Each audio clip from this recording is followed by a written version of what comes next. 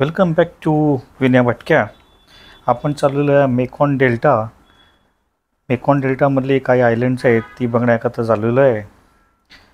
इथे येण्याच्या अगोदर आम्ही एका सिल्क आणि बांबू शॉपमध्ये थांबलेलो आहे. तर बघूया त्या बांबू शॉप आणि सिल्क शॉपमध्ये काय आहे.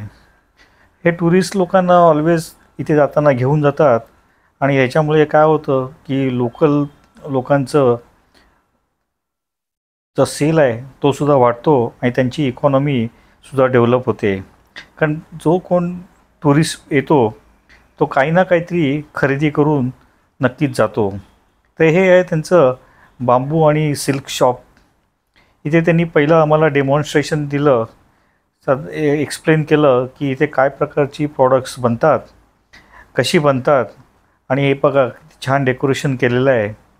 आल्या चहासुद्धा त्यांचा व्हिएतनामी चहा आम्हाला ड्रिंक ऑफर केलं. ते झाल्यानंतर मग सगळे आमची मंडळी आणि जे कोण बाकीचे टुरिस्ट होते ते यांच्या शॉपमध्ये आले आणि शॉपिंग केलं.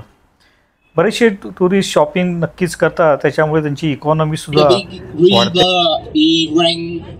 13 in the world. Yeah, 13 in the world and ranked third in the ASEAN. The Mekong River is start from the Tibet in China.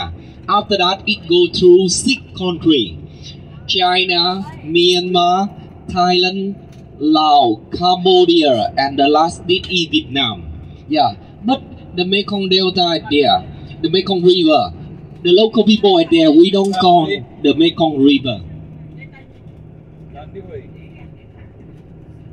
Okay. The local people are there. They don't call this the Mekong River. Why? Because when the Mekong River is come to this area, the Mekong Delta is there. Is divide become two main river.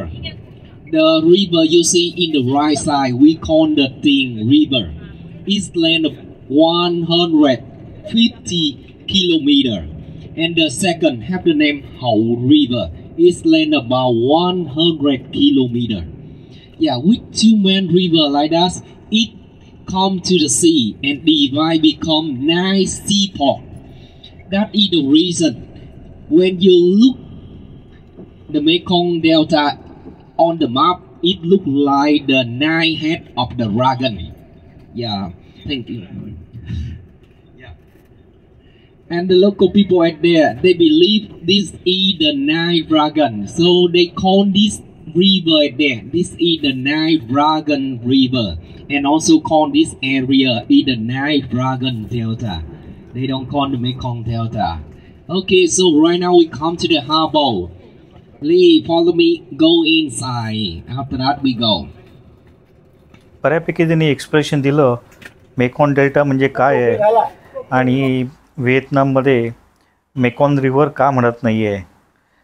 व्हिएतनाममध्ये जेव्हा MECON river आतमध्ये येते कंबोडियामधनं, तेव्हा ते 2 रिव्हरमध्ये main रिव्हरमध्ये split होते ते त्यांनी सांगितलं. ह्या मॅपमध्ये पण बघा जे राईट हँडला वरती सर्कल केले माय थॉंग, तिथे आपण हार्बरवर आलेलं आहे.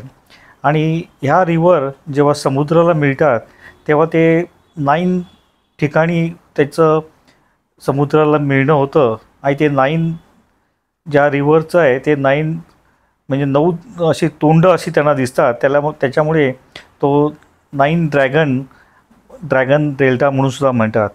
आता मेकॉन डेल्टा हा एक मोठा रिजन आहे आणि आपण ह्या रिजनमधले एक छोट्याशा 2 आयलंडवर आज भेट देणार आहोत. मेकॉन डेल्टाचं एरिया 40,000 स्क्वेअर किलोमीटर आहे, खूप मोठा आहे. आणि ह्या डेल्टाला रिव्हर राईस स्पॉट व्हिएतनामचा सुद्धा म्हणतात, कारण 25% ऑफ द राईस व्हिएतनामचं इथून येतं. आणि हा लाल एरिया दिसतोय साऊथ व्हिएतनामचा. बघा इथे हे राईस भात शेती आहे आणि ह्या डेल्टामध्ये असे तरंगता बाजारसुद्धा भरपूर असतात. आपण काय सगळ्या ते फिरणार नाही आहे, खूप दिवस लागतील मेकॉन डेल्टा बघण्याकरता. आता ह्या बोटमध्ये बसून आपण चाललो आहे ते एक दोन आयलंड बघण्याकरता. बोटवाल्यांनी आपल्याला मस्त की शहाळ्याचं पाणी प्यायला दिलं आणि ह्या बोटमधनं मग आपण एक दोन आयलंड आहेत, ती 2 आयलंड बघू. आपली अर्धा दिवसाची 3-4 तासाचीच टूर आहे. जर फुल दिवसाची टूर जर तुम्ही घेतली तर तुम्हाला बरंच काही अजून बघता येतं. आणि आतमध्ये जे मेकॉन डेल्टा आहे तिथे सगळा ट्रान्सपोर्ट हा बोटीनीसुद्धा होतो. म्हणजे आपण बॅकवॉटर जे आपण केरळला म्हणतो त्याच टाईपचे कॅनल्स आतमध्ये आहेत डेल्टामध्ये. आणि त्या कॅनलमधनंच त्या बोटीचं ट्रान्सपोर्ट आणि तिथूनचा बिझनेस लोकल लोकंसुद्धा करतात. आपल्याला वेळ नाही आहे आणि आपला अर्ध्या दिवसाचीच ही फक्त टूर आहे. बघा छान असा ह्या रिव्हरमधनं आपण आता त्या आयलंडला चाललो आहे. आणि ह्या आयलंडला आपण जे पोचलो आहे इथे कोकोनट कँडी, कोकोनट नारळापासून जे प्रॉडक्ट्स बनतात ते बघण्याकरता आपण आलेलो आहे. हा तिथूनचा माणूस आपल्याला एक्सप्लेन करतो आहे नारळ कसे काढतात, नारळाचं नंतर प्रोडक्शन कसं होतं हे बघा. हे सगळे काढलेले नारळ आहेत. नारळ फोडून त्याचं पाणी आणि नारळामधलं खोबरं जे आहे ते वापरून इथे चॉकलेट्स किंवा अजून बरेच काही प्रकार इथे बनतात. आम्ही थोडं उशिरा गेल्यामुळे तिथे प्रोडक्शन बंद झालं होतं, त्यामुळे आम्हाला प्रोडक्शन काय बघता आलं नाही. आता हा डेमॉन्स्ट्रेशन करतो आहे की नारळ कसा कापायचा. आपल्या कोकणामध्ये सुद्धा ही अशीच पद्धत वापरली जाते. आता आमचा हा गाईड आहे त्याला काही जास्त प्रॅक्टिस नव्हती. नंतर इथे जे दाखवत आहेत इथे चॉकलेट्स बनवण्याचं मिक्सचर एक कोकोनटमध्ये टाकून काय दुसरी इन्ग्रेडियंट्स टाकून असं हे फिरवणं त्यांचं चालू असतं. आणि ही बऱ्याच प्रकारची कोकोनटची प्रॉडक्ट्स इथे आपल्याला दिसत आहेत. नंतर हे बघितल्यानंतर आम्ही आता दुसऱ्या आयलंडवर निघालो आहे. आमची ही बोट इथे लावलेली आहे. दुसऱ्या किनाऱ्याला जायला एक 10 मिनटं लागली आणि तिकडे उतरल्यानंतर मग आम्ही जाणार होतो ते फ्रूट टेस्टिंगला. इथूनची जी रिजनल फ्रूट्स आहेत त्याचं आम्हाला खाण्याकरता त्यांनी दिली. आणि त्याच्याबरोबर व्हिएतनामी सॉंग्ससुद्धा प्रोग्राम चालू होता. बेसिकली ह्या सगळ्या गोष्टीमुळे व्हिएतनामच्या जे इंटेरियर लोक राहतात त्यांची आपल्याला ओळख होते. काही प्रकारची फ्रूट्स तिथे मिळतात. फ्रूट अतिशय चवदार आणि छान टेस्टवाली फ्रूट होती. आणि लोकांनासुद्धा एक एम्प्लॉयमेंट मिळते. आपल्याला जाताना ते टिप्सची देण्याची रिक्वेस्ट करतात, दिलीच पाहिजे असं नाही आहे, पण बरेचसे टुरिस्ट त्यांना टिप्स देतात, त्यामुळे त्यांचं इन्कमसुद्धा वाढतं. अशाने टुरिझम वाढून लोकांचं इकॉनॉमीसुद्धा सुधारते आणि ते काही ना काहीतरी काम करून टुरिस्ट लोकांना अट्रॅक्ट करतात. चांगल्या प्रकारे हे टुरिझम प्रमोशन करण्याचं पद्धत आहे. तुम्हाला चांगलं फ्रूट्स खायला घालतात, चांगलं गाणी पण आता बनता आहेत. तर हे अशा सगळ्या गोष्टी बघून आम्ही आता पुढे निघालो ते दुसऱ्या एका तिथूनच्या घराला भेट देण्याकरता. तिकडे आम्हाला देणार होते ते काय हनी टी. ही बघा ही आमची मंडळी सगळी थकलेली आहेत चालून. सकाळी आम्ही गुची टनेलला गेलो होतो आणि गेल्यानंतर तिथे बनानाचे वेफर्स टाईपसुद्धा खायला आम्हाला दिले. नंतर ग्लासमध्ये मध टाकून त्याच्यामध्ये लिंबू टाकलं आणि त्याच्यानंतर ही काहीतरी एक पावडर होती, माझं नाव लक्षात नाही. ही पावडर टाकली आणि पावडर टाकल्यानंतर मग त्यात गरम पाणी टाकून ते स्टर करायचं, हलवायचं आणि प्यायचं. तो चहा अतिशय सुंदर असा चहा लागतो. हे बघा हे वेफर्स पण त्यांनी दिलेले आहेत.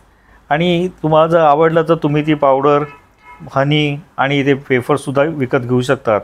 असं हे एक आपलं प्रमोशन करण्याचं पद्धत आहे आणि ही चांगली पद्धत आहे टुरिस्टना अट्रॅक्ट करून आपला लोकल बिझनेस वाढवायचा.